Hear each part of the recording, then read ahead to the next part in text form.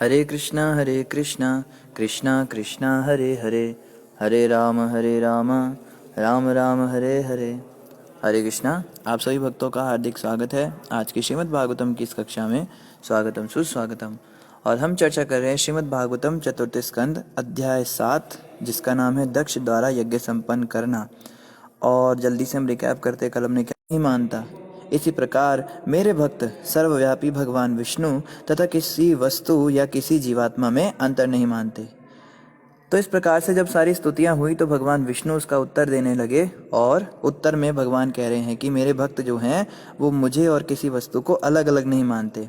जैसे कि एक तो यहाँ पे यही बताया गया है कि मेरे भक्त मुझ में और किसी वस्तु में अंतर नहीं मानते। भगवान ने आगे कहा, जो मनुष्य ब्रह्मा विष्णु शिव पृथक नहीं मानता और ब्रह्म को जानता है, वही वास्तव में शांति प्राप्त करता है, अन्य नहीं।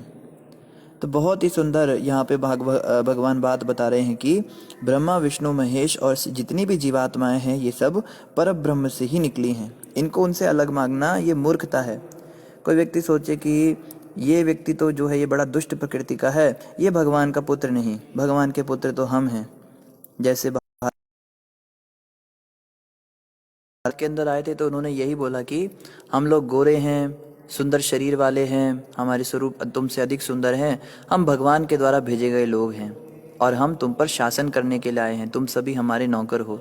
तो इस प्रकार से अगर कोई व्यक्ति सोचे कि एक व्यक्ति तो भगवान की संतान है और दूसरा व्यक्ति भगवान की संतान नहीं है, वो व्यक्ति कभी भी शांति प्राप्त नहीं कर सकता।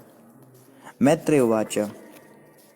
आगे मैत्री जी ने कहा कि इस प्रकार भगवान से भली भांति आदेश पाकर समस्त प्रजापतियों के प्रथम दक्ष ने भगवान विष्णु की पूजा की। यज्ञोत्सव के लिए स्वीकृत विधि से उनकी पूजा करने से अनंतर अपने ब्रह्मा तथा शिव की भी अलग अलग पूजा की। तो यहाँ पे यही बताया जा रहा है कि दक्ष ने इस प्रकार से भगवान की पूजा की और जितने भी अलग अलग लोग थे उन्होंने भगवान की पूजा की और भगवान ने उन सबको इस प्रकार से आशीर्वचन दिए अपने। दक्ष ने सभी प्रकार से सम्मान पूर्वक यज्ञ के शेष भाग के साथ शिव की पूजा की। याज्ञिक अनुष्ठानों की समाप्ति के पश्चात उसने अन्य समस्त देवों तथा वहां पर एकत्र अन्य जनों को संतुष्ट किया। तब पुरोहितों के साथ साथ इन सारे कर्तव्यों को संपन्न करके उसने स्नान किया और वह पूर्णतया संतुष्ट हुआ।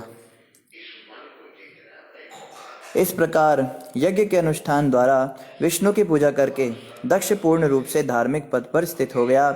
इसके साथ ही यज्ञ में समागत समस्त देवताओं ने उसे आशीर्वाद दिया कि धर्मनिष्ठ हो, और तब वे चले गए। तो सारे के सारे देवताओं को भगवान विष्णु ने इस प्रकार से बहुत सुंदर आशीर्वाद दिया, और यज्ञ में सारे देवताओं ने दक्ष को भी बहुत अच्छा आशीर्वाद दिया कि तुम धर्मनिष्ठ हो, तुम जो है धर्म के पथ पर चलो, अधर्म के ओर तुम कभी ना जाओ। तो इस प्रकार से उनको आशीर्वाद देके और वो सभी चले गए। मैत्रेय ने आगे कहा, मैंने सुना है कि दक्ष से प्राप्त शरीर को त्याग देने के पश्चात दाक्षायणी दक्ष की पुत्री ने हिमालय के राज्य में जन्म लिया। वहां मैना की पुत्री के रूप में वे जन्मी। इसे मैंने प्रामाणिक स्रोतों से सुना है। तो सती माता ने जब शरीर का त्याग किया था तो उसके बाद मैना देवी की संतान के रूप में दाक्षायणी जो थी सती माता, उन्होंने पार्वती जी के रूप में जन्म लिया। तो उनकी कथा भी अभी आ रही है। अंबिका देवी दुर्गा ने जो दाक्षायणी सती कहलाती थी, पुनः शिव को अपने पति के रूप में स्वीकार किया। जिस प्रकार की भगवान की विभिन्न शक्तियां नवीन सृष्टि के समय कार्य करती हैं। मैत्रेय ने आगे कहा, हे विदुर, मैंने परम भक्त एवं बृहस्पति के शिष्य उद्धव से शिव द्वारा ध्वंस किए गए दक्ष यज्ञ की यह कथा सुनी थी। तो मैत्रेय जी कह रहे हैं कि मैं अपने मन से नहीं सुना रहा हूँ तुमको, जो बात बता रहा हूँ ये बातें मैंने बृहस्पति के शिष्य उद्धव से सुनी थी। तो तुम ये मत सोचो कि मैं कहीं से भी कुछ भी बातें बता रहा हूँ, ये सभी प्रामाणिक बातें हैं और इन सभी को मैंने उद्धव जी से सुना है।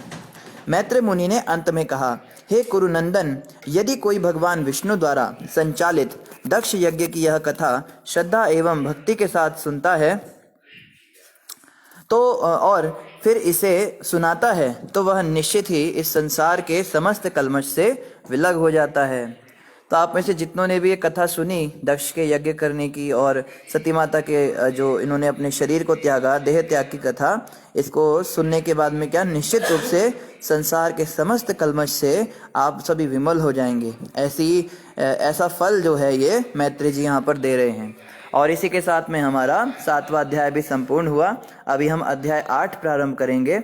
अध्याय नंबर 8 का नाम है ध्रुव महाराज का गृह त्याग और वनगमन।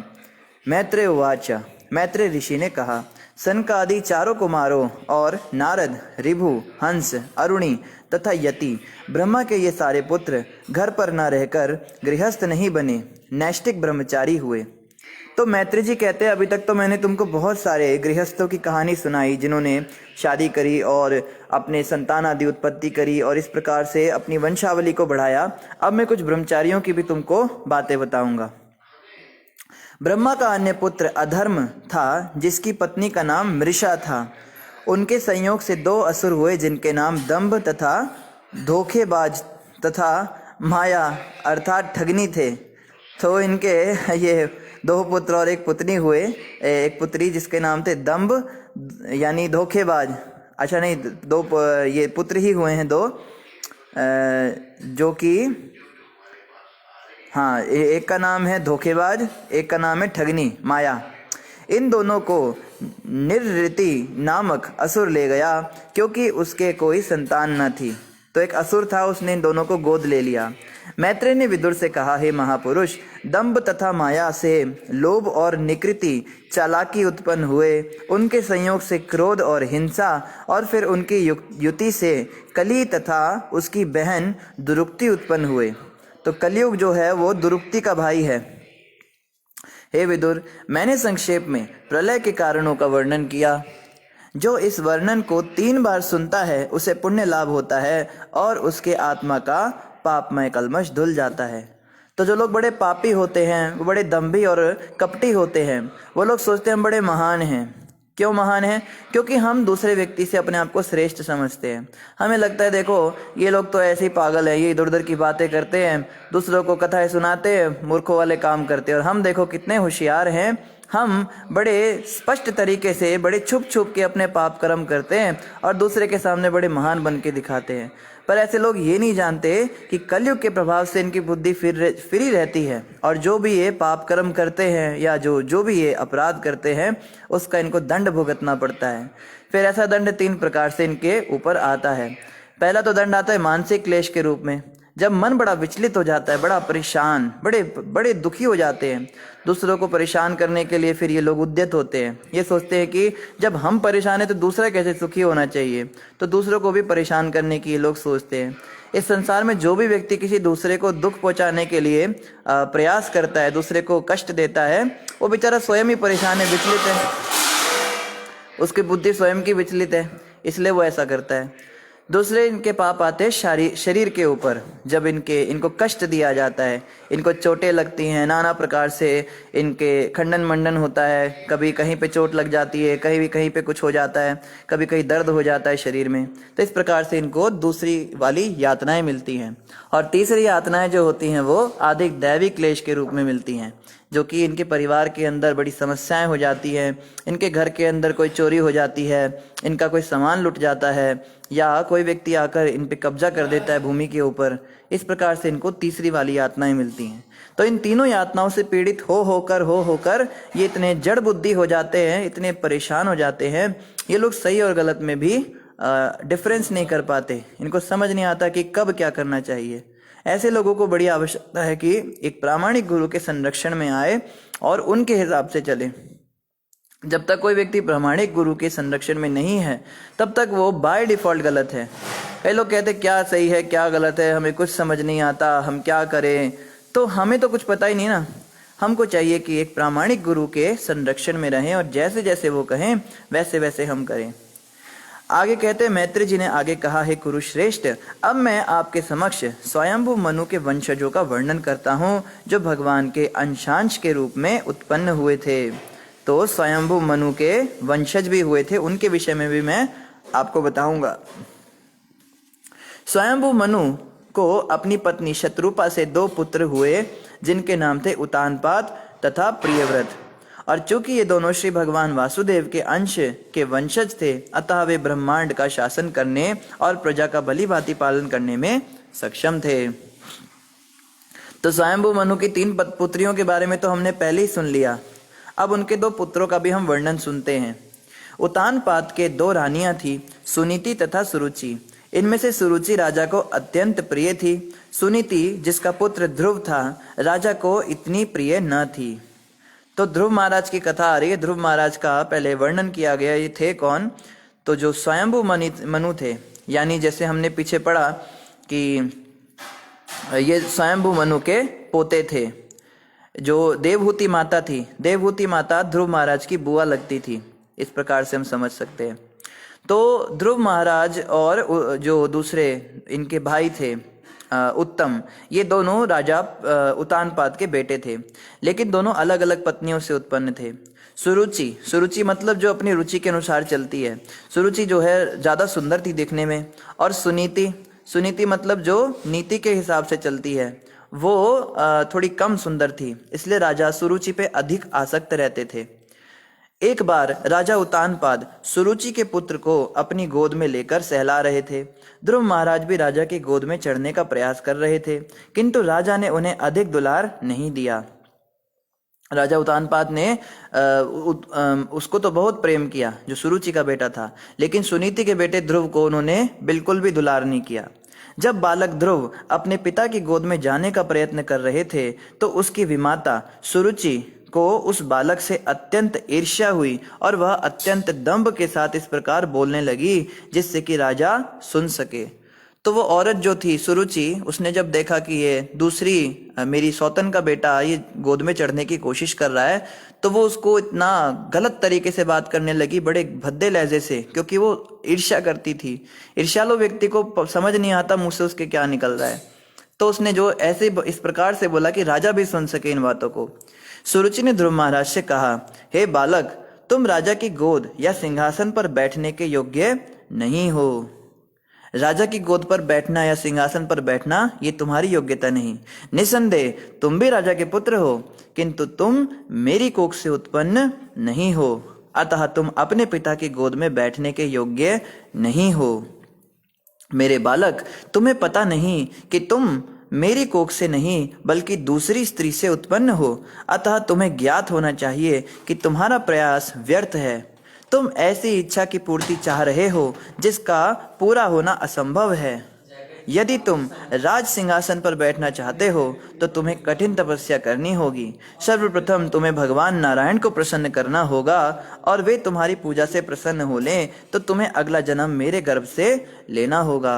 देखो कितनी कुटिल औरत है। क्या कहती है कि तुमको जो है पहले जाके भगवान विष्णु की तपस्या करनी होगी, और भगवान विष्णु जब तुमसे प्रसन्न हो जाएंगे तो तुमको बोलेंगे वरदान मांगो, तो तुम ये वरदान मांगना कि ये जन्म तो मेरा बेकार हो गया विष्णु जी, अगला जन्म मुझे उस महान स्त्री सुरुचि के गर्भ से दे देना, ताकि मैं उनके पेट से पैदा हो जाऊं और मुझे भी राजा का प्रेम मिले, अपने पिता का प्रेम मिल सके। तो ऐसी ये बात करने लगी।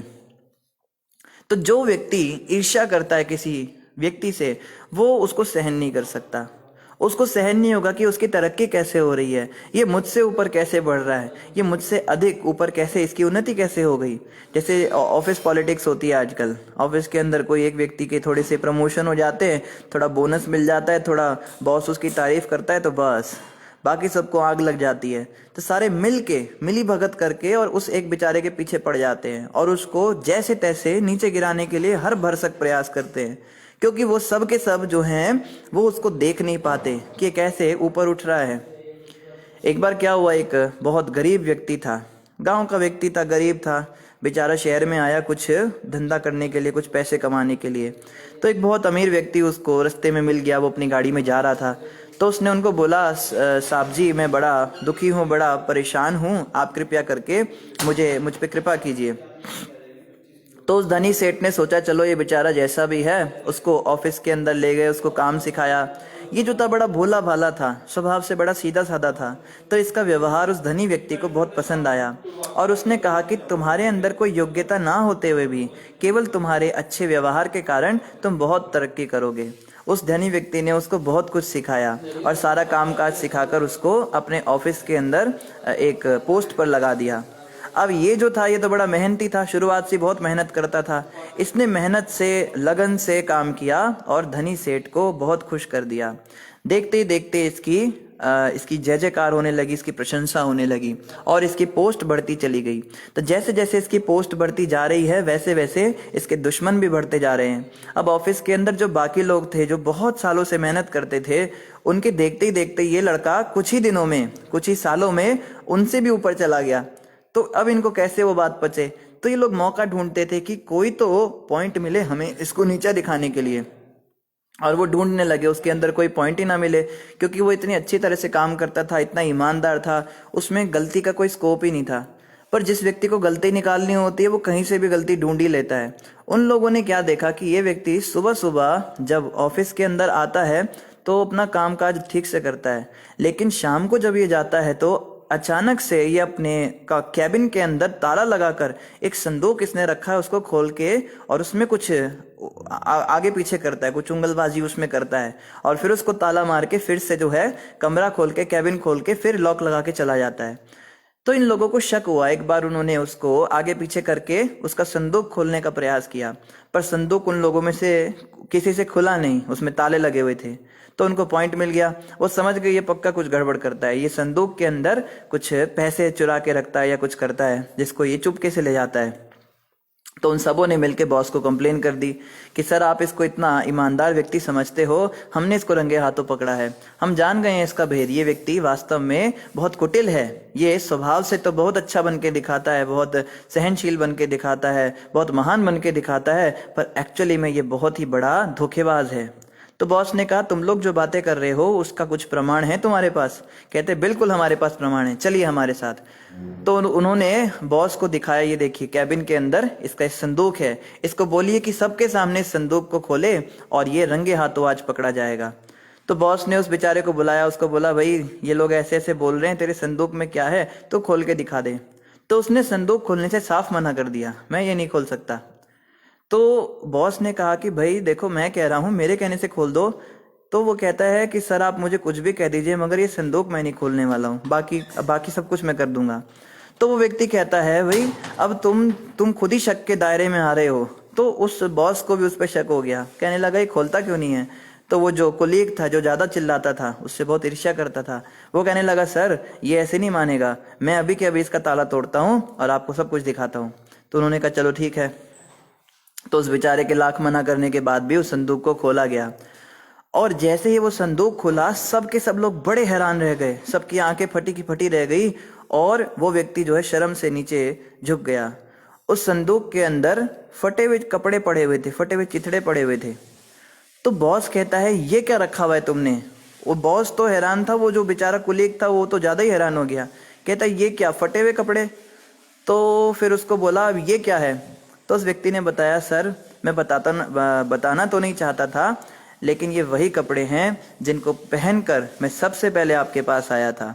इन कपड़ों को मैंने संभाल कर रखा है, समय के साथ आपने मुझे बहुत कुछ दिया, बहुत सारे कपड़े दिए, बहुत सारे गिफ्ट्स दिए, बहुत सारे उपहार दिए, लेकिन हर रोज अपना काम करने के बाद रात को जाने से पहले मैं इनको देखता था ताकि मुझे याद रह सके कि आपने मुझ पर कितना उपकार किया है, मैं किस स्थिति में आया था और आज मैं किस स्थिति में पहुंच गया हूं।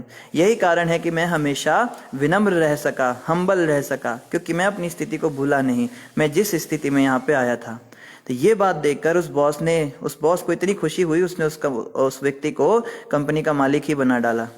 तो कहने का भाव यह है कि लोग ईर्ष्या करते हैं, लोग चाहते हैं कि हम दूसरे को नीचे गिराएं, पर महान लोग अपना रास्ता निकाल ही लेते हैं।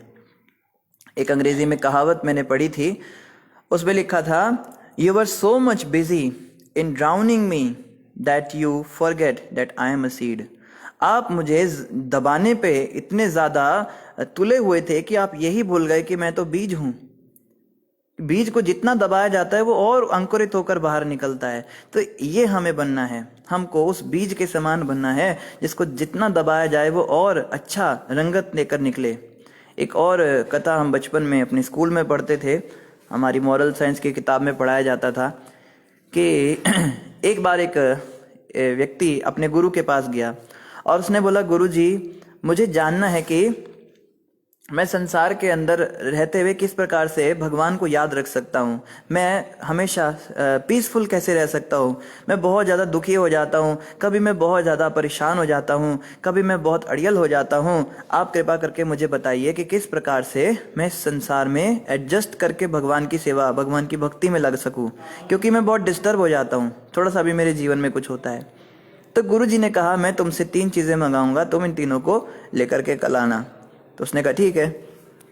तो गुरु जी ने उसको बोला कि तुम एक मूली लेकर आना, एक तुम चीनी का मार्शमेलो उसको कहते हैं, खंड कह सकते हैं उसको, या गुड़ मान लीजिए, गुड़ लेकर आना, और तीसरा उन्होंने कहा तुम चाय लेकर आना। तो तीनों चीज़ें वो लेकर आ गया। चाय की पत्ती ले आया, गुड़ का ढेला ले आया और मूली ले आया। अब उस गुरु ने कहा कि इन तीनों को तुम बारी बारी से उबालो और मुझे बताओ क्या हुआ।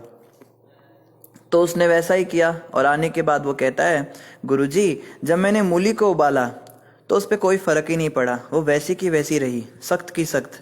अच्छा, जब मैंने गुड़ को उबाला तो वो बिल्कुल ही पानी में घुल गया, उसका तो अस्तित्व ही खत्म हो गया। अच्छा, और जब मैंने चाय को उबाला तो उसमें से सुगंध आने लगी और वो पानी के साथ मिलकर और भी स्वादिष्ट हो गई। तो गुरुजी ने कहा, बस यही तुम्हारे प्रश्न का उत्तर है। जब भी जीवन में मुसीबतें आती हैं, उबाल आता है, तो कुछ लोग तो मूली के समान होते हैं, वो तस से मस नहीं होते, वो वैसे के वैसे ही बने रहते हैं, उनकी आदतें वैसी की वैसी बनी रहती हैं, वो अपने अंदर बिल्कुल बदलाव नहीं लाते, वो जैसे थे वैसे ही रहते हैं। और कुछ लोग गुड़ की तरह पिघल जाते हैं, वो बहुत ज़्यादा परेशान हो जाते हैं, बहुत टेंशन में आ जाते हैं, बहुत दुखी हो जाते हैं और उनको लगता है उनका अस्तित्व ही समाप्त हो चुका है।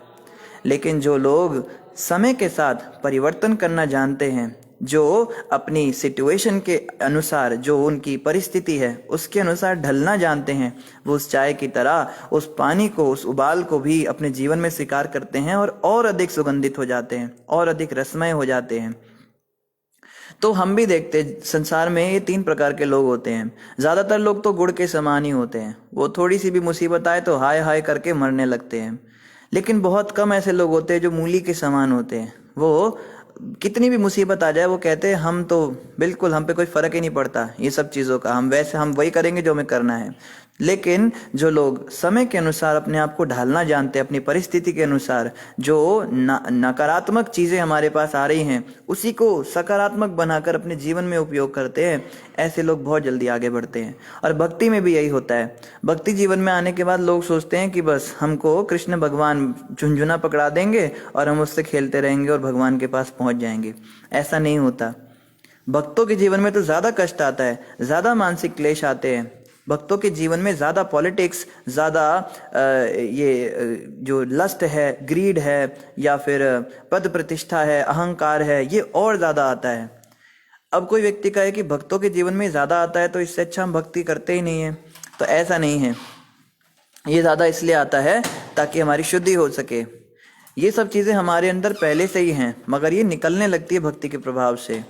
जैसे किसी कमरे के अंदर आप जब जाओगे तो लगेगा बहुत साफ है, लेकिन जब आप उसकी सफाई करने लगो तो पता लगेगा कि इसमें तो कितनी गंद भरी हुई है, और इकट्ठा करने के बाद वो धूल का ढेर देखकर आपको विश्वास ही नहीं होगा कि ये उसी कमरे से निकला है जो पहले साफ दिखता था।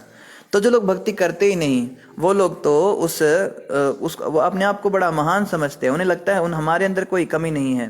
लेकिन जब वो भक्ति करने लगते हैं तब ये अहंकार, लोभ, ये सब बाहर आने लगते हैं। थे पहले भी, मगर भक्ति के प्रभाव से ये बाहर आने लगते हैं। और जब ये बाहर आते हैं तो भक्तों को चाहिए कि वो घबराए नहीं। कई भक्त लोग बहुत घबरा जाते हैं, प्रभु जी मुझसे ऐसा काम हो गया जो बिन भक्ति में आने से पहले भी कभी मैंने सोचा नहीं था, मेरे दिमाग में ऐसे ऐसे विचार आने लगे जो मैंने कभी जीवन में कभी ऐसे सोचा नहीं था। तो ये समझना है कि ये चीज़ें, धूल जो है, ये गंदगी जो है, ये पहले भी थी पर दिखती नहीं थी, मगर अब ये दिखनी शुरू हुई है, इसका मतलब सफाई हो रही है। ये शुभ लक्षण है। इसीलिए भक्तों के जीवन में जब भी कोई गिरावट आती है, जब भी भक्त लोग पद प्रतिष्ठा में फंस जाते हैं, पैसों के लालची हो जाते हैं, अहंकार से वशीभूत हो जाते हैं, क्रोधित होने लगते हैं, बात बात पे गुस्सा करने लगते हैं, तो जो श्रेष्ठ भक्त हैं वो समझ जाते हैं कि इनके अनर्थ बाहर निकल रहे हैं, तो वो उनको यही कहते हैं कि तुम इसको सहन करो। सहन करते जाओ और इसको निकलने दो। ये गंदगी जितनी जल्दी निकलेगी उतना हृदय की शुद्धि होगी। इसको अनर्थ निवृत्ति कहते हैं। तो अनर्थ निवृत्ति के साथ जब हमारे अनर्थ बाहर निकलने लगते हैं तो हमें घबराना नहीं, हमें गुड़ की तरह पिघल नहीं जाना कि बस प्रभु जी हम तो भक्ति छोड़ देते हैं।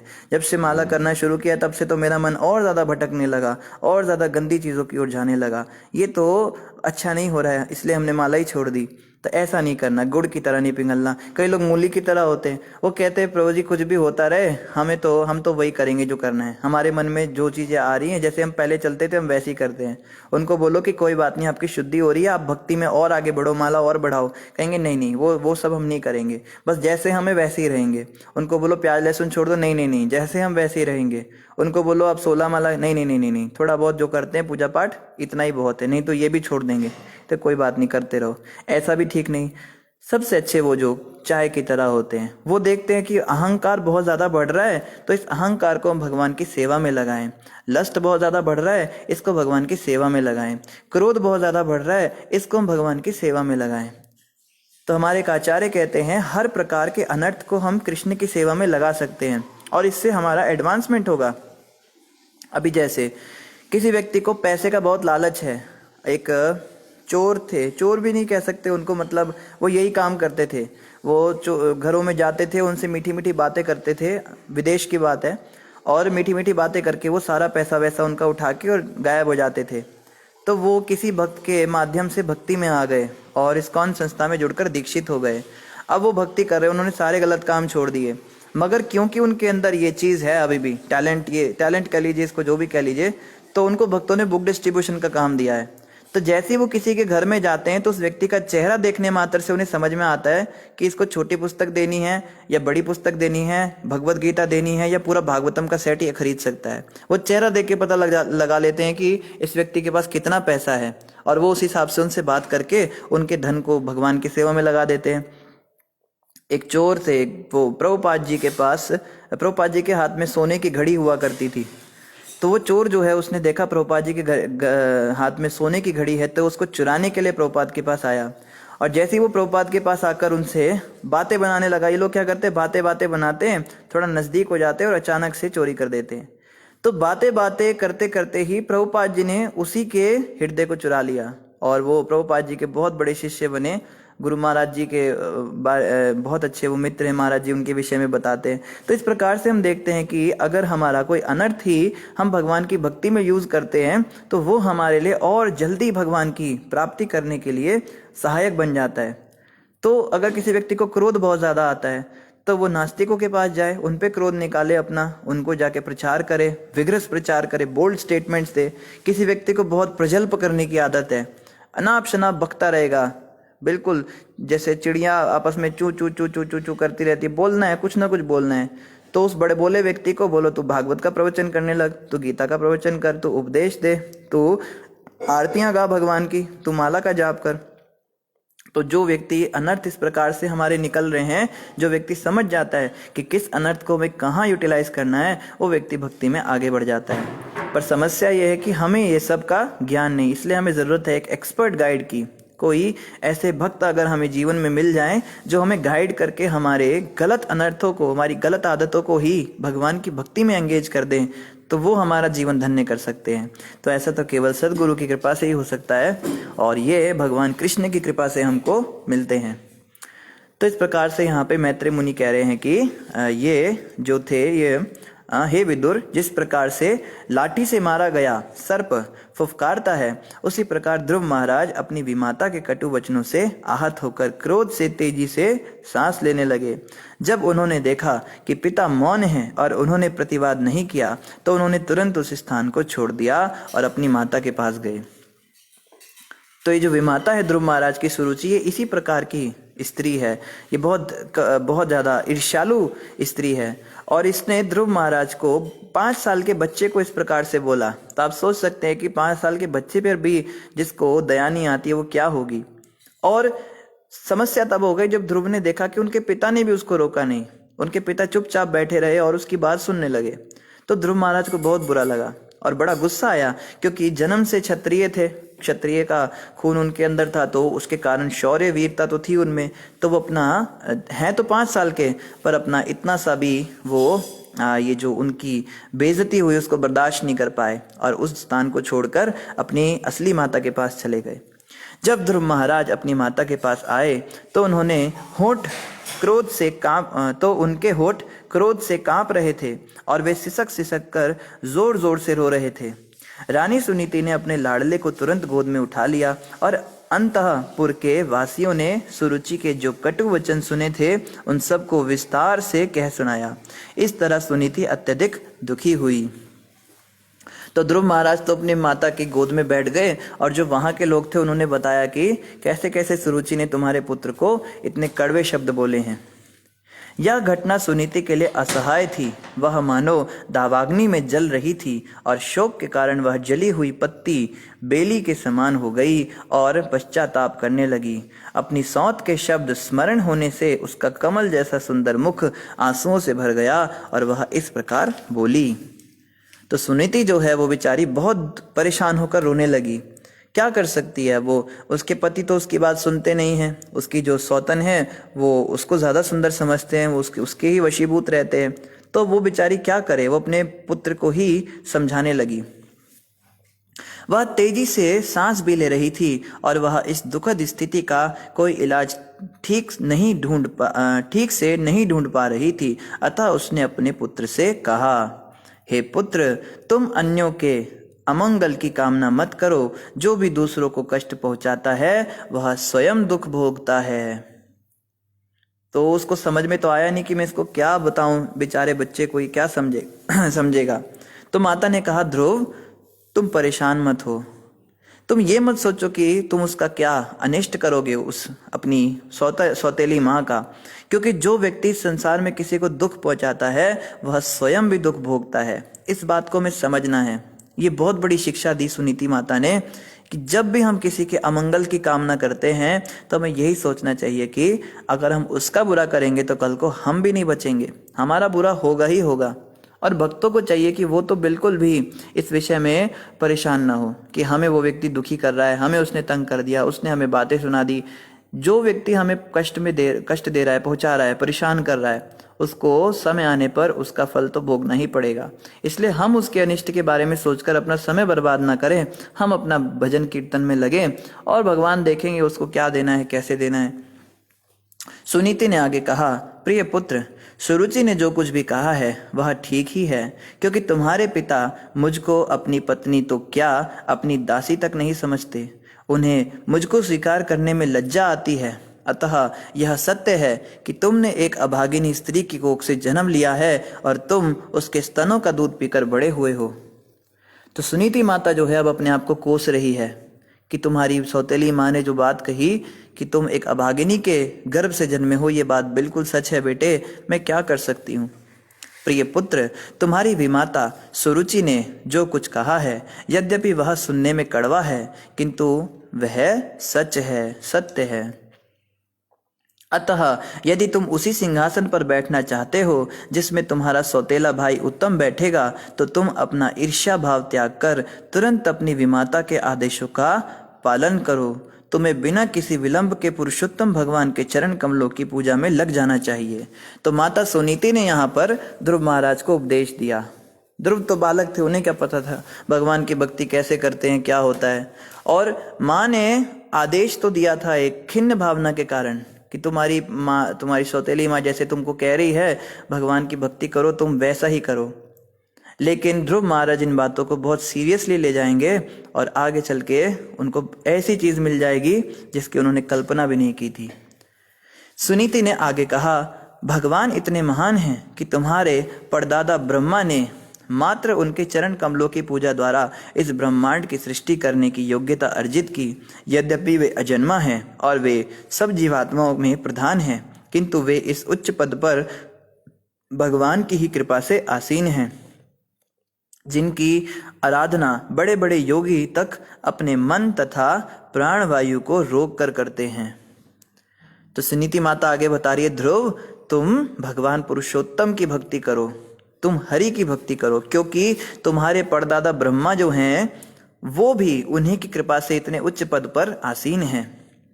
सुनीति ने अपने पुत्र को बताया, तुम्हारे बाबा स्वयंभु मनु ने दान दक्षिणा के साथ बड़े बड़े यज्ञ संपन्न किए और एक निष्ठ श्रद्धा तथा भक्ति से उन्होंने पूजा द्वारा भगवान को प्रसन्न किया। इस प्रकार उन्होंने भौतिक सुख तथा बाद में मुक्ति प्राप्त करने में महान सफलता पाई, जिसे देवताओं को पूजकर प्राप्त कर पाना असंभव है। तो सुनीति माता कहती है, बेटा अलग अलग देवताओं को पूजने के बाद भी जो नहीं मिलता, वो तुम्हारे दादा स्वयंभु मनु को भगवान की पूजा से मिला, हरि की पूजा से मिला। और मैं चाहती हूं कि तुम भी उन हरि की ही पूजा करो। तुम किसी अन्य देवी देवता के पास ना जाकर उन्हीं से जाकर ये चीज मांगो कि तुम अगर चाहते हो कि राज सिंहासन पर तुम्हें भी अधिकार मिले, जैसे तुम्हारे भाई सौतेले भाई इसको मिलेगा, उत्तम को मिलेगा, तो तुमको भी भगवान की भक्ति में लगना चाहिए। जाओ जाकर उन्हीं से ये मांगो। मेरे पुत्र, तुम्हें भी भगवान की शरण ग्रहण करनी चाहिए, क्योंकि वे अपने भक्तों पर अत्यंत दयालु हैं। जन्म मरण के चक्र से मुक्ति चाहने वाले व्यक्ति सदैव भक्ति सहित भगवान के चरण कमलों की शरण में जाते हैं। अपना निर्दिष्ट कार्य करके पवित्र होकर तुम अपने हृदय में भगवान को स्थिर करो और एक पल भी विचलित हुए बिना उनकी सेवा में तन्मय रहो। तो माता सुनीति देखने में तो लगता है कोई साधारण सी स्त्री है जो अपने पति के अत्याचारों से बड़ी परेशान है, पर जब उन्होंने ध्रुव महाराज को शिक्षा दी तब पता चला ये तो बहुत बड़े पते की बात कह रही हैं। ये कह रही हैं कि जन्म मरण से मुक्ति चाहने वाले व्यक्ति भगवान कृष्ण की भक्ति में लगते, भगवान विष्णु के चरण कमलों की शरण में जाते हैं। और मैं चाहती हूं कि तुम भी एक पल भी ना गवाकर, एक पल भी विचलित हुए बिना तुरंत उनकी सेवा में तन्मय रहो और अपने मन को, अपने हृदय को उनके चरण कमलों में स्थिर करो। हे प्रिय ध्रुव, कमल के दलों जैसे नेत्रों वाले भगवान के अतिरिक्त मुझे कोई ऐसा नहीं दिखता जो तुम्हारे दुखों को कम कर सके। तो सुनीति माता कहती है, बेटा मेरे अनुसार तो भगवान के अलावा कोई तुम्हारे दुख को कम नहीं कर सकता। इस समय ब्रह्मा जैसे अनेक देवता लक्ष्मी को प्रसन्न करने के लिए ललायित रहते हैं, किंतु लक्ष्मी भी स्वयं अपने हाथ में कमल पुष्प लेकर परमेश्वर की सेवा करने के लिए सदैव तत्पर रहती हैं। तो बड़े बड़े देवता लक्ष्मी जी को प्राप्त करने के लिए, उनकी कृपा प्राप्त करने के लिए कितने भरसक प्रयास करते हैं, इवन ब्रह्मा जी भी। लेकिन वो लक्ष्मी 24 घंटे भगवान हरि के चरणों की सेवा करती हैं। मैत्रेय उवाचा, मैत्रेय मुनि ने कहा, ध्रुव महाराज की माता सुनीति का उपदेश वस्तुतः उनके मनोवांछित लक्ष्य को पूरा करने के निमित्त था। अतः बुद्धि तथा दृढ़ संकल्प द्वारा चित्त का समाधान करके उन्होंने अपने पिता का घर त्याग दिया। ध्रुव महाराज थे तो बेचारे बालक, 5 साल के बालक ही थे, मगर अपनी माता की बातों को बहुत गंभीरता से लिया और तुरंत घर छोड़ दिया। नारद मुनि ने यह समाचार सुना और ध्रुव महाराज के समस्त कार्यकलाप को जानकर वे चकित रह गए। नारद मुनि तो हमेशा ही ताक में रहते, ऐसी चटपटी खबरें उनको मिले। और नारद जी को जैसे ही पता लगा कि एक 5 साल के बालक ने भगवान हरि की प्राप्ति करने के लिए घर छोड़ दिया है, तो नारद जी बड़े चकित हुए, बड़े आश्चर्यचकित हुए कि ऐसा कैसे हो सकता है, इतना छोटा सा बालक भगवान को पाने के लिए निकला है। वे ध्रुव के पास आए और उनके सिर को अपने पुण्यवर्धक हाथ से स्पर्श करते हुए इस प्रकार बोले। नारद जी रास्ते में ध्रुव को मिले और उनके सिर पर हाथ फेर दिया। तो देखो, सच्चे गुरु नारद जी की कृपा से अब ध्रुव महाराज को भगवान मिलेंगे। ये सच्चे गुरु कैसे मिले ध्रुव को? ध्रुव में भी कुछ क्वालिफिकेशन थी, ऐसा नहीं कि किसी को भी मिल जाएंगे, नहीं तो उत्तम को भी मिल सकते थे। तो ध्रुव जी के अंदर क्वालिफिकेशन ये थी कि वो भगवान को पाने के लिए कुछ भी छोड़ने को तैयार थे। घर, गाड़ी, बंगला, माता पिता, छोटे बालक के रूप में भी देखो, इतना डिटैचमेंट, इतना त्याग उनके अंदर आ गया। तो जो लोग घर संसार में रमे हुए हैं, रचे पचे हुए हैं, खा रहे हैं, पी रहे हैं, मजा कर रहे हैं, खूब बढ़िया चल रहा है, भक्ति भी चल रही है, उनको कैसे सदगुरु की कृपा मिलेगी बताइए? सच्चे गुरु भी तलाश में रहते हैं ऐसे शिष्य की जो वैरागी हो, जो वास्तव में ये भावना रखता हो कि भगवान को पाने के लिए जो चाहे चला जाए, बस भगवान हमें मिल जाए। ऐसे शिष्य तो गुरु को भी बहुत अच्छे लगते हैं, पर मजबूरी है, जब हम बिना समर्पण के भी गुरु के पास जाते हैं तो गुरु तो हमें स्वीकार कर ही लेते हैं। पर हमें समझना है कि सबसे अधिक पसंद गुरु को वही शिष्य होता है जो गुरु की आज्ञा पालन करने के लिए कुछ भी छोड़ने को तैयार हो जाए। तो नारद जी को जब पता लगा कि ध्रुव नाम का एक बालक है, तो तुरंत वो उसके पास आकर और स्वयं ही उसके गुरु बन बैठे। क्योंकि ध्रुव तो बच्चे थे, उन्हें तो पता नहीं था ये सब चीजों का, तो उन्होंने तुरंत ही आकर उन्हें उपदेश देने शुरू कर दिए। गुरु बन के ही तो उपदेश दिए जाते हैं। और देखो वो क्या कहते हैं, ओहो शक्तिशाली क्षत्रिय कितने तेजस्वी होते हैं, वे थोड़ा ही मान भंग सहन नहीं कर सकते। जरा सोचो तो, यह नन्हा सा बालक है, तो भी उसकी सौतेली माता के कटु वचन उसके लिए कितने असहाय हो गए। तो नारद जी जो हैं ठिठौली ले रहे हैं, उसका एक तरह से उसका मजाक उड़ा के परीक्षा ले रहे हैं कि देखो थोड़ा सा भी इसका मान भंग हुआ तो इससे सहन नहीं हुआ। माँ ने थोड़ी सी चार बातें क्या बोल दी, ये जंगल के रास्ते पर निकल गया, थोड़ा सा भी कड़वे वचन इसको सहन नहीं हुए क्या। महर्षि नारद ने ध्रुव से कहा, हे बालक, अभी तो तुम नन्हे बालक हो, जिसकी आसक्ति खेल इत्यादि में रहती है, तो फिर तुम अपने सम्मान के विपरीत अपमानजनक शब्दों से इतने प्रभावित क्यों हो। ध्रुव, तुम्हारी माँ ने थोड़ा सा तुमको उल्टा पुल्टा कह दिया तो तुम इतने परेशान क्यों हो गए। अरे है तो तुम्हारी माँ ही, वापस घर चले जाओ, यही कहने का मतलब है ना। तो गुरु परीक्षा लेते हैं, गुरु के पास पहले तो जाओ, यही इतना मुश्किल होता है सब कुछ त्याग कर, उसके ऊपर गुरु की परीक्षा इतनी कठिन होती है। तो 5 साल के बालक को जब नारद जी ने इस प्रकार से कहा कि तुम इतने परेशान क्या होते हो, माँ ने बोल दिया होगा थोड़ा बहुत, जैसा भी है माँ है तुम्हारी, तुमसे प्रेम करती है, वापस चले जाओ। हे ध्रुव, यदि तुम समझते हो कि तुम्हारे आत्मसम्मान को ठेस पहुंची है, तो भी तुम्हें असंतुष्ट होने का कोई कारण नहीं। इस प्रकार का असंतोष माया का ही अन्य लक्षण है। प्रत्येक जीवात्मा अपने पूर्व कर्मों के अनुसार नियंत्रित होता है, अतः सुख तथा दुख भोगने के लिए नाना प्रकार के जीवन होते हैं। तो पहले तो उसको बॉडीली लेवल पे उन्होंने कंफ्यूज किया नारद जी ने कि तुम्हारी माँ ने थोड़ा सा कह दिया तो क्या हुआ, प्रेम करती है, चले जाओ। ध्रुव गए नहीं, माने नहीं उनकी बात। तो नारद जी फिलोसफिकल एस्पेक्ट पे उनको कंफ्यूज कर रहे हैं। अब उनको शास्त्रों से बातें बता रहे हैं कि अगर तुम्हें लगता है कि तुम्हारा सचमुच में तुम्हारी बेइज्जती हो भी गई, तो तुम ये क्यों सोचते हो कि तुम्हारी बेइज्जती हुई। बेइज्जती तो शरीर की हुई ना, और तुम ये शरीर नहीं, तुम तो आत्मा हो। तो माया के कारण ही तुम अपने आप को ऐसा सोच रहे हो कि तुम्हारा असम्मान हो गया। इसीलिए तुमको क्या करना चाहिए, इस बात को तुम भूल जाओ। ये सुख और दुख हमारे कर्मों के अनुसार आते हैं। बात भी बिल्कुल सही है नारद जी की। जो भी हमारे जीवन में दुख सुख आते हैं, ये हमारे ही कर्म हैं, इसमें किसी को भी हम दोष नहीं दे सकते। तो ध्रुव महाराज जो हैं वो नारद जी को देख रहे हैं और बिल्कुल भी उनकी बातों से विचलित नहीं हुए। तो नारद जी आगे कहते हैं, भगवान की गति बड़ी विचित्र है। बुद्धिमान मनुष्य को चाहिए कि वह इस गति को स्वीकार करे और अनुकूल या प्रतिकूल जो कुछ भी हो, भगवान की इच्छा से सम्मुख आए, उससे संतुष्ट रहे। नारद जी कहते हैं, भाई ध्रुव, तुम भगवान के नियमों को तोड़ रहे हो। ध्रुव कहेंगे, मैं कैसे तोड़ रहा हूँ, कि तुमको भगवान ने एक विपरीत परिस्थिति में डाला, तुम्हारी माता को निमित्त बना दिया, किया तो भगवान ने तुम्हारे कर्मों को, तुम्हारे को काटा, और तुम उससे भाग रहे हो। तुम्हें चाहिए था कि तुम उसको सहन करो अपना कर्म समझकर, और चुपचाप अपने घर में रहकर अपना काम धंधा करते रहो। अब तुमने अपनी माता के उपदेश से भगवान की कृपा प्राप्त करने के लिए ध्यान की योग विधि पालन करने का निश्चय किया है, किंतु मेरे विचार से ऐसी तपस्या सामान्य व्यक्ति के लिए संभव नहीं है। भगवान को प्रसन्न कर पाना अत्यंत कठिन है। तो जब नारद जी देख रहे हैं कि ध्रुव विचलित ही नहीं हो रहा है, फिलॉसफी भी दे दी, उसको ये भी कह दिया, भगवान का भी वास्ता दे दिया कि भगवान को अच्छा नहीं लगेगा अगर तुम ऐसे उनके बनाए हुए विधान से भागोगे। ध्रुव बिल्कुल विचलित नहीं हो रहे हैं, एक मन एक निष्ठ लगा के ध्रुव जा रहे हैं। अब ध्रुव के पास उत्तर तो था नहीं नारद जी की बातों का, इतने शास्त्र तो उन्होंने पढ़े नहीं थे, पर इतना जरूर क्लियर हो गया था कि मुझे भगवान को पाना है, तो इसलिए वो चुपचाप खड़े हुए सुन रहे हैं। तो अब नारद जी क्या कहते हैं, नारद जी समझ गए कि वापस तो जाएगा नहीं, तो इसको थोड़ा डराते हैं। तो नारद जी कहते हैं कि तुम जिस रास्ते पे जा रहे हो ना ध्रुव, ये बहुत मुश्किल रास्ता है। तुम ये मत सोचो कि तुम ऐसे ही निकलोगे जंगल में और तुम्हें भगवान मिल जाएंगे। इस रास्ते पे बहुत सारी मुसीबतें हैं, बहुत बड़े बड़े योगी ऋषि भी भगवान को प्राप्त नहीं कर पाते, और तुम छोटे से 5 साल के बालक, तुम मुंह उठा के घर से चले आए भगवान की प्राप्ति करने। तो ऐसे लोग बहुत मिलते हैं हमें विचलित करने के लिए।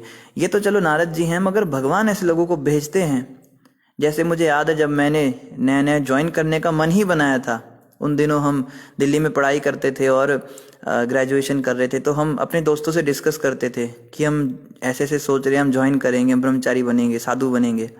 तो वो लोग इतना ज़्यादा हमको डीमोरलाइज कर देते थे कि तुमको पता है आश्रमों में क्या होता है, अरे वहाँ पे ऐसा होता है, वैसा होता है, कल को तुम किसी लायक नहीं रहोगे, तुम्हारी जॉब भी छूट जाएगी, तुम्हारा सब सब बर्बाद हो जाएगा, फ्यूचर बेकार हो जाएगा, वहाँ जाकर भी तुम्हारा कुछ नहीं होगा, वो उल्टे पुल्टे लोग होते हैं, पता नहीं वो लोग वहाँ पे भीख भीख मंगवाएंगे तुमसे, कोई कहता है वो तुम्हारे को वो कर देंगे, ये कर देंगे, कुछ खिला देंगे, कुछ नशा करा देंगे, तुम्हारे हाथ काट देंगे, क्या क्या बोलते थे।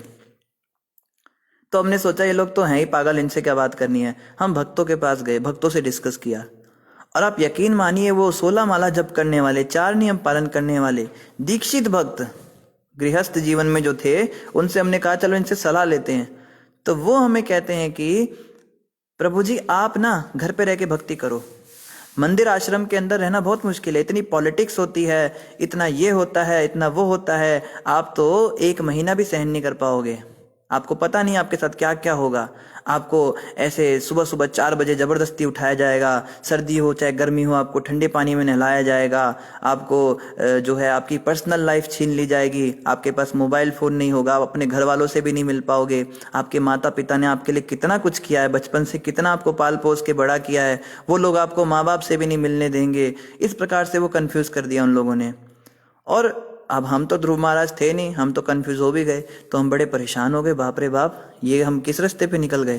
तो इस प्रकार से फिर कुछ ब्रह्मचारियों के पास हम गए, फिर सीनियर ब्रह्मचारियों ने हमें थोड़ा समझाया कि नहीं नहीं ऐसी बात नहीं है आप, पर उस समय मन बड़ा विचलित हो गया कि देखो भक्त भी इस प्रकार की सलाह देते हैं कि घर गृहस्थी में रहो, और बाद में वही घर गृहस्थी वाले जिन्होंने हमें इतनी अच्छी अच्छी सलाह दी थी, आज हमने उनसे, आजकल हम देखते हैं उनको फेसबुक पे, बस केवल 3 चीजें वो करते हैं। एक तो पत्नी के साथ टूर करते हैं, उसकी फोटो डालते रहते हैं, दूसरा अपने बच्चों के साथ फोटो ही खींचते हैं, उसकी फोटो डालते हैं, या फिर बस वो खाली बेकार की बातें करते हैं। साधना के नाम पे जीरो। जो साधना में पक्के होंगे वो इस तरह की बात कभी नहीं कहेंगे। जो ऐसे भी गृहस्थ मिले, कुछ और भी गृहस्थ भक्तों से हमने बात की, उन्होंने कहा प्रभु जी हम तो बर्बाद हो गए, आप मत ऐसा काम करो, आप ब्रह्मचारी बनो। सीधा बोला उन्होंने। वो कहते हैं कि हम तो लेट हो गए आने में, हमारी शादी पहले हो गई थी, आपको अगर अकल आ गई आप गुरु के अनुसार चलो। तो ले देकर एंड में यही समझ में आया कि ये लोग तो सभी अपने अपने अनुभव के अनुसार बात करते हैं, तो गुरु से पूछा जाए, गुरु जैसा कहेंगे वैसा किया जाए। तो हमने एक मन बना लिया कि गुरु जो कहेंगे हम वो करेंगे। गुरु कहेंगे शादी करो तो शादी करेंगे, गुरु कहेंगे ऐसे तुम संसार छोड़ो तो संसार छोड़ेंगे, जो गुरु कहेंगे वही करेंगे हम। तो इस प्रकार से मन बनाकर जब गुरु महाराज के पास गए तो महाराज जी ने सीधे ही बोला कि तुम ब्रह्मचारी रहो, मत पड़ो इस चक्कर में, ये रास्ता बहुत कठिन है, भक्ति का रास्ता है, तुमको बहुत आगे जाना है। लेकिन अगर तुम ये बोझा साथ में लेकर चलोगे, घर गृहस्थी का, पत्नी बच्चे इनका भी पालन करोगे साथ साथ में, तो भक्ति साथ में कैसे तुम चलोगे इतना इतना सब कुछ लेकर। तुम्हारी जो है तुम्हारा रास्ता बहुत लंबा है और समय तुम्हारे पास बहुत कम है, कब तुम्हारी मृत्यु हो जाए तुम्हें पता नहीं। बिल्कुल स्ट्रेट फॉरवर्ड बोलते हैं महाराज जी। तुमको पता नहीं कि आज रात तुम सोओगे, सुबह उठोगे कि नहीं उठोगे, बताओ। हमने कहा कुछ नहीं पता।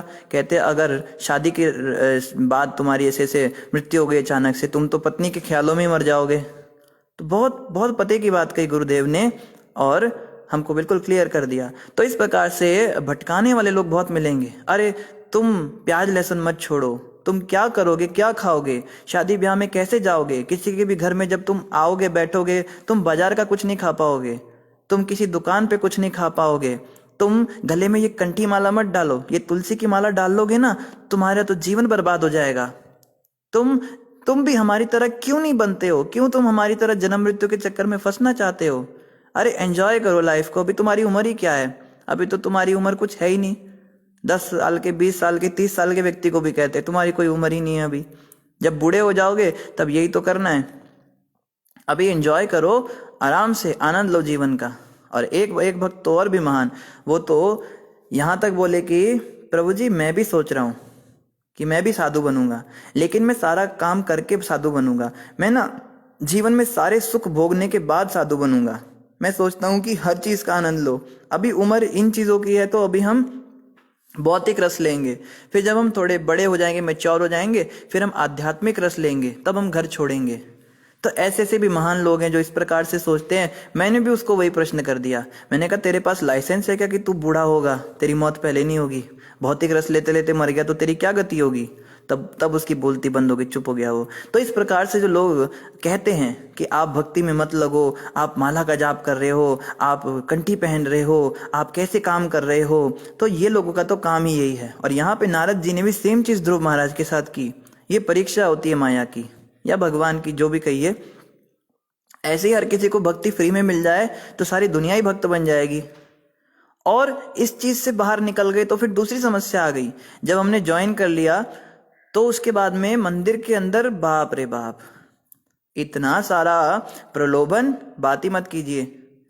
जो माता पिता कभी मतलब ठीक से बात भी नहीं करते थे ज्यादा, मतलब घर के अंदर क्या होता है, अब घर के अंदर हमारी तो कुछ वो ही नहीं थी, मतलब कुछ समझते ही नहीं थे हमको, तो सब अपने आप फैसले लेने, सब डिसीजन जो जैसे कहते थे वैसे हम करते थे। पिताजी हमारे थोड़े सपोर्टिव रहे हैं शुरू से, वो हमेशा हमारे मत लेते हैं। माता जी भी थोड़ा बहुत पूछ लेती है, पर बाकी लोगों का तो कोई मतलब ही नहीं, तो वो तो बस बच्चा ही समझते हैं। अब ये सब इतने रिस्पेक्टफुली बात करने लगे, इतने प्रेम से बात करने लगे, बात ही मत कीजिए। हमारे साथ तो इतना नहीं हुआ, हमारे साथ एक दूसरा भक्त ज्वाइन किया था, हमने पहले भी बताया था। वो तो इतना परेशान था, उसके घर वाले उसको गालियां निकालते थे और उसको बोलते थे कि तू धरती पे बोझ है, मर जा, ऐसे ऐसे बोलते थे। और जैसे ही ज्वाइन कर रहा है उसको फोन करके इतने प्यार से बात कर रहे हैं उससे, जैसे बस सरस्वती देवी अपनी वीणा बजा रही हूँ, ऐसी मीठी आवाज कोयल जैसी उनकी माँ की निकल रही है। और वो कहते हैं प्रभु जी इस माँ ने मुझे कुछ नहीं छोड़ा, चप्पल क्या, जूता क्या, बेलन क्या, सब मारा हुआ है। और ये बिल्कुल, और वो माँ उसकी ओरिजिनल माँ भी नहीं थी, वो उसकी सौतेली माँ थी, और उसको केवल नौकर बना के उसने जीवन भर रखा था अपने घर में, और बड़े प्यार से बात कर रही है। हद तो तब हो गई जब उसके लिए वो फोन लेकर आ गए, 27,000 रुपए का एंड्रॉयड फोन लाके उसको दे दिया, और आज तक उसको 20 रुपए का भी कुछ सामान खरीद के नहीं दिया था, कुछ खाने के लिए भी। और अब ये पिघल गया, ये कहता है प्रभु जी मुझे लगता है मैंने गलत डिसीजन ले लिया, मेरे घर वाले मुझसे कितना प्यार करते हैं, देखो मुझे फोन लाके दे दिया, ये कर दिया। इतना प्रलोभन, माया इतनी आसानी से थोड़ी ना किसी को मंदिर आने देती है। फिर भी वो बेचारा लगा रहा, गुरु महाराज ने उसको रोका, उसको समझाया, सभी भक्तों ने उसको बताया भाई ये सब माया का चक्कर है, मत पड़ो इसमें।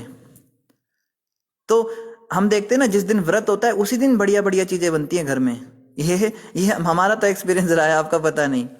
जिस दिन एकादशी का व्रत हो उसी दिन पता नहीं छोले पूड़ी बन जाएंगे, उसी दिन कुछ बन जाएगा। और जिस दिन निर्जला व्रत रखो उसी दिन दुनिया के सारे सरदार बाहर खड़े होके वो गुलाबी गुलाबी पानी पिलाते, ठंडा ठंडा। इतनी गर्मी के अंदर वो निर्जला व्रत होता है, जो पांडव निर्जला एकादशी होती है, और उसमें वो दूध और वो चीनी डाल के, और पता नहीं उस दिन उनका कोई पर्व होता है, कोई फेस्टिवल होता है। अब बस बाहर निकलो और जगह जगह वो लगे रहते हैं।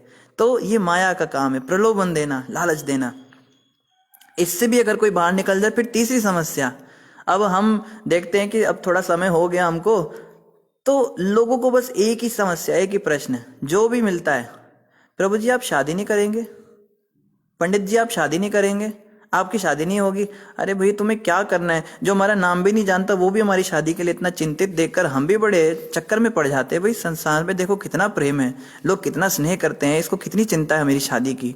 एक माता जी सुबह आती है लेक्चर में, मंदिर में प्रवचन करते हैं, वो कहती है प्रभु जी मैंने ना आपको सपने में देखा, आप घोड़ी चढ़े हुए थे। और हमने कहा माता तुम, कहती है प्रभु जी आप ना घर चले जाओ, आप इतने अच्छे लड़के हो, और आपकी माँ कितनी परेशान होती होगी, मैं उसके बारे में सोचती हूँ। तो ये माया का काम है, वो हमें भटकाती है। और यही लोग चरणों की वंदना करते जब कोई व्यक्ति बड़ा साधु सन्यासी बन जाता है, फिर अपने बच्चों को लाके कहते हैं महाराज जी इस पे कृपा कर दो, इसका एग्जाम है, महाराज जी इसको थोड़ा समझाओ, ये बात नहीं सुनता हमारी, महाराज जी हमारे काम नहीं बन रहे, हमें कोई मंत्र दो, हमें कोई रास्ता बताओ। यही लोग फिर बाद में चरणों में भी गिरते हैं, लेकिन जब कोई नया नया साधु बनता है तो उसको बनने नहीं देते। ऐसी हालत है, ये माया के काम होते हैं, इसको समझना है। तो ध्रुव महाराज बिल्कुल भी विचलित नहीं हुए, और नारद मुनि ने आगे भी कहा, क्या कहते हैं, अनेक अनेक जन्मों तक इस विधि का पालन करते हुए तथा भौतिक कल्मश से विरक्त रहकर अपने को निरंतर समाधि में रखकर और विविध प्रकार की तपस्याएं करके अनेक योगी ईश्वर साक्षात्कार के मार्ग का पार नहीं पा सकते। तो वही वाली बात कह दी ना नारद जी ने कि बहुत जन्मों तक विधि विधान का पालन करेगा, बहुत कल्मशों से विरक्त रहेगा, अपने को निरंतर समाधि में लगाएगा, विविध प्रकार की तपस्याएं करेगा, और ऐसा करके भी तू भगवान को नहीं पा सकता ध्रुव, क्योंकि बड़े बड़े योगी ऐसा नहीं कर पाते हैं। तो डीमोटिवेट करती है माया का, ये उनका काम है कि इतने बड़े बड़े, अरे हम उनको जानते हैं। एग्जाम्पल देंगे आपको, हमारी वो सास की ननद की चाची के बेटे का फूफा था ना, वो भी जुड़ा था तुम्हारे मठ में, वो भी तुम्हारे मंदिर में जाता था, पागल हो गया वो, उसका उन्होंने दिमाग फेर दिया। फिर उसकी माँ ने उसको समझाया बुझाया, उसका मंदिर जाना छोड़ा, उसका माला वाला सब फेंक दिया, तब उसको अकल आई, फिर वो ठीक हो गया। तो बेटा तुम मत जाया करो वहां पे, वो भी पागल हो गया था तुम्हारी तरह, पर उसको बचा लिया उसकी माँ ने। इस प्रकार से बोलेंगे वो लोग आपको। तो इसको माया की ही चाल जानना है, इन लोगों की बातों में नहीं आना। हमको देखना है जो हमें एडवाइस दे रहा है वो स्वयं कितना संतुष्ट है अपने जीवन में। ये औरत जो हमें सिखा रही है, सलाह दे रही है कि उसके ननद का फूफा का बेटा वहां पे मंदिर जाके पागल हो गया था, तू बड़ी होशियार है, घर जाके अपने खसम से लड़ाई करती है, उसको अपने पति को ठोकती है और अपने बच्चों को डांट के रखती है, किट्टी पार्टियों में घूमती है, उल्टी सीधा गंद खाती है, टंगड़ियां चबाती है और गंदी हरकतें करती है, और बस खाली भौतिक चीजों में लगी हुई लिप्त है, नरक जाने की तैयारी कर रही है। इसका शरीर पूरा जर्जर हो चुका है, दुनिया भर के इसको बीमारियां लग चुकी हैं, शरीर बीमारियों का घर बन गया है, और ये हमें उपदेश दे रही है कि भक्ति मत करो, मतलब तुम्हारे जैसे बन जाए। तो उपदेश भी तो उसके सुने ना जो कुछ श्रेष्ठ व्यक्ति हो। मान लो अगर ये बहुत सती सावित्री होती, बहुत भगवान के भजन वाली होती, तो इसकी बात हम सुनते भी। ऐसे लोगों की क्या बात सुननी, हम गुरु की सुनेंगे, हम भगवत पार्षदों की सुनेंगे, जो हमें भगवान से मिलाएगा हम उसकी सुनेंगे, इनकी थोड़ा ना सुनेंगे जो नरक में ले जाएंगे हमको। तो इस बात का हमें ध्यान रखना है जब भी ऐसे लोग हमारे पास आए। तो समय लगभग पूरा हो गया है, कल हम यहीं से आगे चर्चा करेंगे। आज थोड़ा शोर ज़्यादा हो गया था पीछे, इसलिए शुरुआत में थोड़ा सा ज़ोर ज़ोर से बोलना पड़ा। तो आप सभी कृपया करके थोड़ा सा इस बात को कंसिडर कीजिएगा। तो इन्हीं शब्दों के साथ आप सभी का धन्यवाद। किसी का कोई प्रश्न हो तो आप कमेंट पर अवश्य पूछ सकते हैं। और ध्रुव महाराज जी से हमें बहुत सारी शिक्षाएं भी आगे लेनी है, इनका चरित्र आएगा। तो आप कृपया करके समय पर कल आइए और हम इनका चरित्र आगे पढ़ेंगे। अशोक जी कहते हैं, प्रभु जी क्यों पराई चर्चा? समझ नहीं पाया अशोक जी आप क्या कह रहे हैं। शायद आप उसके विषय में पूछ रहे हैं कि क्या पूछना चाह रहे हैं, हम थोड़ा क्लियरली लिख सकते हैं। तो इससे एक और घटना हमें याद आ गई। हमारे गुरु महाराज का भी कुछ ऐसा ही जीवन रहा है। हमारे गुरु महाराज जब 9 साल के थे तो उन्होंने ध्रुव महाराज की फिल्म देखी थी। उन दिनों नया नया फिल्में और ये सब चालू हुई थी, आज से लगभग 50 साल पुरानी बात है। तो 50 क्या 60 साल पुरानी बात है। तो महाराज जी 9 वर्ष के ही थे, तो उन्होंने ध्रुव महाराज की फिल्म देखी और ध्रुव महाराज जो है एंड में घर छोड़ के चले गए और भगवत प्राप्ति उन्हें हो गई। तो वो फिल्म देखने के बाद गुरु महाराज भी घर छोड़ के चले गए। 9 वर्ष के बालक, और उनके घर में किसी ने उनको ये सब नहीं सिखाया था, और घर छोड़ के किसी पहाड़ी पे चले गए। वहां घर उनका उधमपुर में था, तो वहां एक जंगल में पहाड़ी के ऊपर एक मंदिर था। तो वहां पे एक सन्यासी बैठा करता था, उसके पास वो जाते रहते थे। तो उनको और तो कुछ समझ में आया नहीं, तो वो उसी सन्यासी के पास चले गए। और वो व्यक्ति कहता है कि बेटा आज अकेले आ गए, माँ बाप कहाँ हैं तुम्हारे? तो कहता है मैं घर नहीं जाऊंगा, मैं इधर ही रहूंगा, मैं भक्ति करूंगा। तो वो सन्यासी बड़ा हैरान रह गया, कहता है बेटा अभी तुम्हारी उम्र नहीं है, तुम घर जाओ अपने माँ बाप के पास। तो महाराज जी गए नहीं, देखो 9 साल की उम्र में भी। तो जब उनको उसने बार बार समझाया तो फिर फाइनली उस गुरु महाराज के माता पिता को बता दिया किसी ने वहां उधर गया है, तो वो उनको वापस लेकर चले गए। तो संतों के लक्षण जो है बचपन से ही दिख जाते हैं, इस प्रकार के लक्षण संत दिखाते हैं। फिर दोबारा गुरु महाराज घर छोड़ के भागे थे। महाराज जी जब 16 वर्ष के थे तो वहां पे कोई वृंदावन से आया था, एक कोई ऐसे कथावाचक था, तो बड़ी कथाएं करता था, वो बड़ी सुंदर कथाएं करता था। उसने महाराज जी को बोला, वैसे वो बोलता था सबको कि आप में से कोई मेरे साथ यात्रा पे चलना चाहे, मैं वृंदावन घुमाऊंगा। तो महाराज जी चुपके से उसके पास आ गए, बोले तुम मुझे साथ में ले चलो अपने, मैं घर पे नहीं रहना चाहता, मैं भक्ति करना चाहता हूँ। तो महाराज जी को, वो 16 वर्ष के महाराज जी थे, तो उनको चुपके से वो ट्रेन में ले गए। तो महाराज जी ने बोला मेरा टिकट कहाँ है? कहते टिकट विकेट कुछ नहीं होता है। तो फिर कहना कि जैसे ही अगर कोई टीटी आ जाए तुमको पकड़ने, तो उसको बोलना कि मुझे बस अगले ही स्टॉप पे उतरना है, ऐसा बोलना और चुपचाप बैठे रहना। तो महाराज जी कहते उस गुरु ने मुझे पहली शिक्षा ऐसी दे दी, वहीं पे मेरे को समझ में आ गया ये कुछ गड़बड़ घोटाला है। फिर वृंदावन में उसके साथ पहुंचे, वहाँ पे आश्रम में गए। तो महाराज तो भक्ति करने के लिए गए थे, पर वो व्यक्ति जो है वो कुछ ठीक चरित्र का नहीं था, वो उल्टी सीधी हरकतें करने लगा। तो महाराज जी को बहुत दुख लगा कि देखो इतना मैंने इसको साधु समझाता, ये मैं कहाँ फंस गया। तो महाराज जी ने सोचा अब घर तो जाना नहीं है, तो वहीं पर उसके साथ रहने लगे। तो देव संयोग से ऐसा कुछ हुआ कि उनके माता पिता वहां भी पहुंच गए और वहां से भी महाराज जी को वापस ले गए। फिर तीसरी बार फिर महाराज जी निकले तो प्रभुपाद जी से मिल गए। तो फाइनली कुछ 25-30 साल की उम्र में महाराज जी को प्रभुपाद जी मिले, और वहां से फिर प्रभुपाद जी जैसे सच्चे संत मिल गए। फिर वो कहाँ वापस जाना था, फिर वो उन्हीं के हो गए। और आप यकीन मानिए 27 साल की उम्र में महाराज जी ने संन्यास लिया, प्रभुपाद जी से मिले और अगले ही साल संन्यास भी हो गया।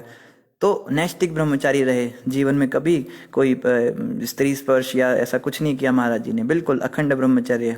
बहुत सुंदर जीवन, महाराज जी के भी चरित्र के ऊपर कभी हम चर्चा करेंगे। तो समय बहुत हो गया। अशोक जी आप कुछ कह रहे थे, पराई चर्चा क्यों? तो ये तो आपने पहले ही लिख दिया था पराई चर्चा क्यों, तो आपने दोबारा यही लिख दिया पराई चर्चा क्यों। तो हमें कैसे समझ में आएगा कि आप क्या कह रहे हैं? थोड़ा एक्सप्लेन करने को हमने कहा था, थोड़ा विस्तार से आप बता सकते हैं। कोई बात नहीं, आप कमेंट पर लिख दीजिएगा, बाद में आपको हम रिप्लाई में भेज देंगे। तो आप सभी भक्तों का बहुत बहुत धन्यवाद। ग्रंथराज श्रीमद् भागवतम महापुराण की जय, जगत गुरु श्रील प्रभुपाद की जय, गौर भक्त वृंद की जय। हरे कृष्णा।